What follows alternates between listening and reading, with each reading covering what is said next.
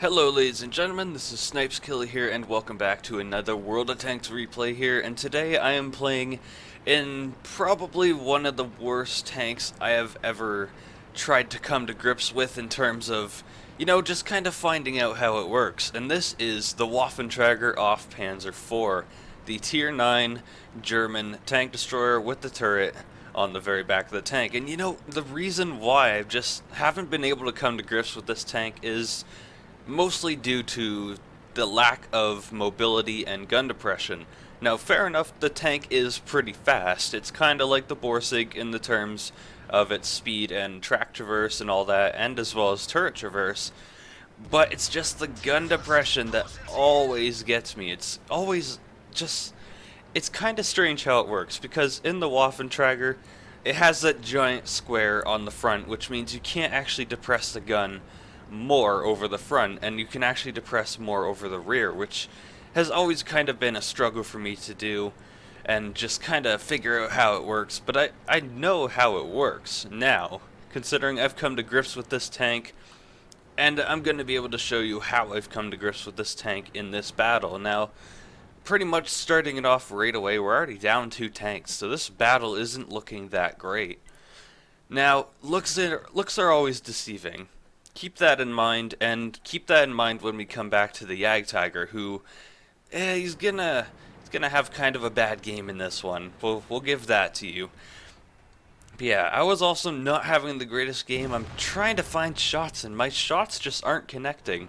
So far, I haven't been able to hit a single target, and I'm just pretty much waiting for artillery to just one-shot me, because that's pretty much what happens in these kinds of tanks. You get one shot by artillery and then it's all over. And I bounced off the side of the KV-4. Like, this is... I don't know, I just was not having a good time in this battle. I'm trying to line up shots, they're not connecting. I might be shooting a little too early, a little too late maybe. Still have nothing to shoot at. It's not until here, around here, which I just shot over the Centurion turret. Like, you think with the great accuracy of this gun you'd be able to hit, but it's not until here to which I actually get my first amount of damage. And we're already down 4 more tanks. It's 2-6. The enemy pretty much have the entire map under their belt and in their disposal. And then I finally pick up my first kill. So that's kind of the turning point. Like, the turning point in this battle. It's when I pick up my first kill, and it's like, alright, this is how my shots are gonna work now. And right after that, the Jagdtiger picks up a kill, and someone else picks up a kill, bringing back the score to 5-7. So now we're only down by 2 tanks. And I forgot to mention that in this very Tier 8 game, the Tier 9s really have just the biggest impact on the game. The Tier 8s have a really big impact too, if they're in their heavies and mediums, but it's mostly the Tier 9s that are just able to do this amount of damage that have such a big impact. And definitely the Waffle, with me, I need to have a big impact in this game. So I'm really wanting to take out this T-54E1. This RU is having such a hard time with them.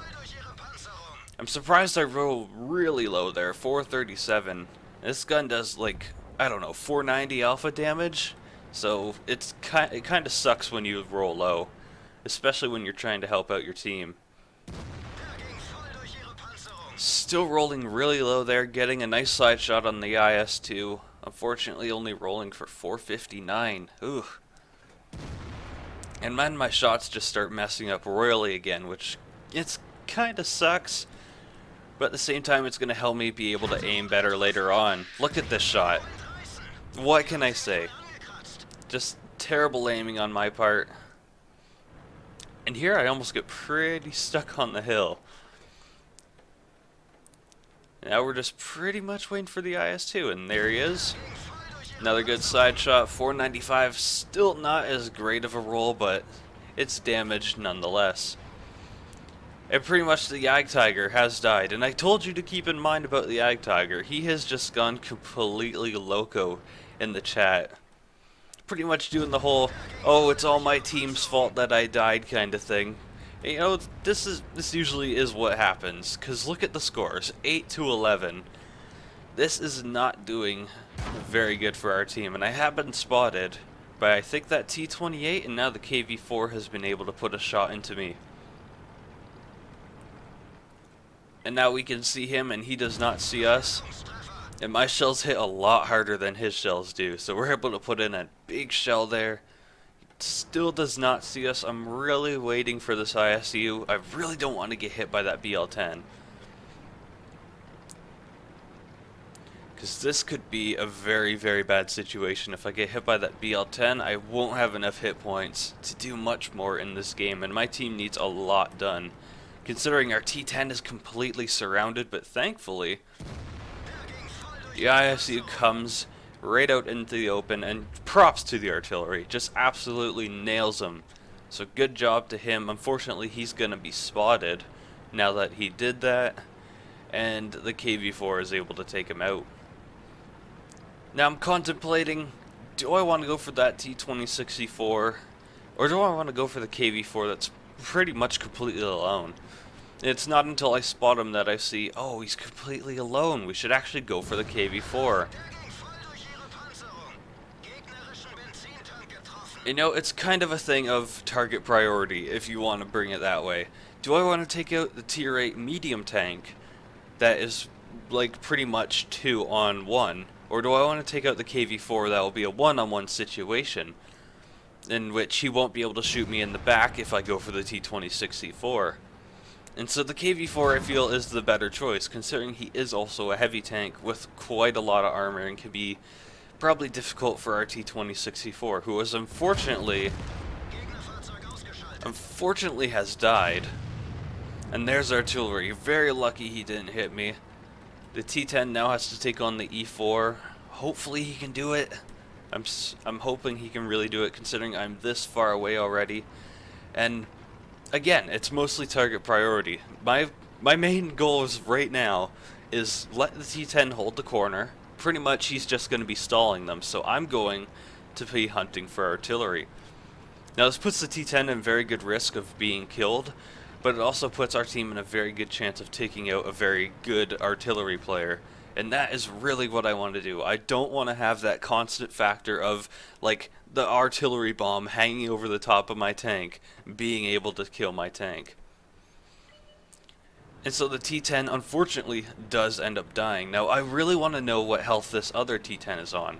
Oh, 133, 131 actually. If I can read, then I could tell you. But yeah, 131, which means he's an absolute one-shot. Even if I do load high explosive and hit him in the side, it's most times than not either gonna do pretty much his full damage or maybe like 80 damage. So even then, I still have a great camo factor and a very good gun to be able to take him out. And considering I know the gun depression is better over the back of the tank, I turn around, and because I also know that the T-10 is coming this way, I'm going to set up my binos and camo net to be able to take him out more effectively. And the last spotted location is definitely going to be down here at the F4 region of the map, so the enemy team doesn't exactly really know where I am. So look at this. Good spots on the T-10, perfect side shots,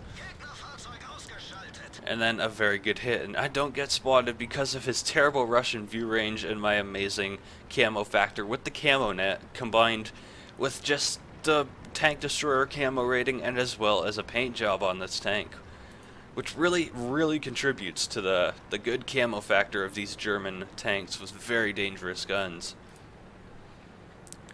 Now again, the contemplating of choice is coming into effect. Do I go for artillery or do I go and camp base? Again, I don't want that constant factor of the bomb hanging down on my head, just blowing me up any second, so I'm going for artillery. And the Jagdtiger has actually taken a turn for the better. Before, in the beginning of the battle, he was being like, oh, well, this team can't do anything, they're such losers, they completely lost this game, and now he's going to pretty much agreeing with me, and he's actually, like, trying to be a help to the team now, which is completely awesome. I'd love to see that kind of turn of events, so good props to the Jagdtiger there, being a good sport at the end of the game. And then again, look at that. The very good camo rating allows me to sneak up on the artillery, I should say. I almost said waffle, but on the artillery, a very good player. Just, I didn't think he knew I would be coming for him. I thought he would probably think, oh, he's probably just going to be camping, but you always have to have that alternative. But now, pretty much, it's just T25-2 versus Waffle, and you gotta kind of balance out the factors here. Like, going into this, I have 635 health. I have a gun that does a lot more damage than him, and he's only gonna take 2 shots if he's on full health. And according to my intel, the M5053 thinks that he is a one-shot, so I'm gonna try and maybe base it around he's a one-shot. It's kind of getting my hopes up a little bit because you never know, he could still be on full health. And another good thing about this is thankfully the Waffle does have a really good top speed limit and is able to get across the map in a very good amount of time, leaving me still about 30 seconds on the clock. And so it's pretty much what's going to happen now. What is he on? Is it going to be a one-shot? There he is, full health. I'm able to put a good shot into him. He's only on 335, and even if I loaded high explosives, this should still kill him. But ooh, why would I do that? Why would I auto-aim? Not in a situation like this. I can still be taken out by him if he loads high explosive and if he gets really lucky. But we can see the back of his tank there. And we take him out nice and good. So pretty much, come to grips with the Waffentrager. I found out that it's a really good tank, does really good in battle, and thankfully it performed very well in this battle for me to be able to take out this final T25-2 and be able to win the game for my team. So ladies and gentlemen, I hope you enjoyed this video of me playing in the Waffentrager off Panzer IV, having a semi-decent game pretty much. This game pretty much started off just being really terrible with me, just not hitting my shots, the team completely and utterly losing, as most of my teams somewhat tend to do, and thankfully I was able to come to grips with this tank during about the first quarter of the game, and be able to do a lot more damage and be a lot more contributing factor to my team, and in the end, finally be able to take out this last T25-2, sitting in the base here thinking he could get away with capping my base when there was a Waffentrager off Panzer IV still alive in the battle. But without further ado, ladies and gentlemen, let's take a look at the post-game stats to see how good we did in the Waffentrager off Panzer IV on this great battle on Cliff. So here we are, ladies and gentlemen, on the Waffentrager off Panzer IV Cliff post-battle results screen for that semi-decent carry. And we can see that we got an okay amount of medals. We got a nice Mastery Badge, Ace, Tanker, Defender, and High Caliber, which is not bad considering we were in a Tier 9 for this game, and at the beginning we weren't actually hitting all of our shots. But we did do quite a bit of damage, seeing the 6,394 damage with 5 kills and 1,386 base experience. That's quite good for Waffentrager off Panzer IV. Not too shabby in my department. And out of the 23 shells that we fired, only 17 hit and 15 penetrated. We did do a little bit of damage over 300 meters, and we reset the base points by 100 points. So that's pretty good. That did contribute quite a bit to the Defender medal, and if I hadn't been in a decently mobile tank, say it was in maybe a T95, I would have never been able to finish this game with the results that I did. Now, out of the 79,180 credits that we made, the replay website doesn't quite display it right, but we made around 58,000 credits, when based upon the calculation of the shells being worth at least 1,100 per shell. So not too bad. That was pretty good, and we got a very decent amount of experience. We got 208 free experience out of this, as well as 4,574 experience in total. So ladies and gentlemen, I hope you enjoyed this replay of me and the Waffentrager off Panzer IV. Feel free to give it a like, maybe and subscribe to the YouTube channel if you're new to the channel and wish to see more amazing World of Tanks videos, if they are kind of amazing. But thank you again so much for watching. If you want, feel free to leave a comment about what you think about this tank. Would you ever want to get this tank? Would you think that it wasn't as bad of a tank if it had better gun depression? Or do you think it's just probably not worth it? I think it's totally worth it. It is an amazing tank. It performs a lot like the Rheinmetall Borsig Waffentrager, and it still has a very, very dangerous gun, especially if you have the Top Gun equipped. But again, thank you very much for watching, and I hope to see you guys in another video. So take care, and I'll see you next time. Bye bye, guys!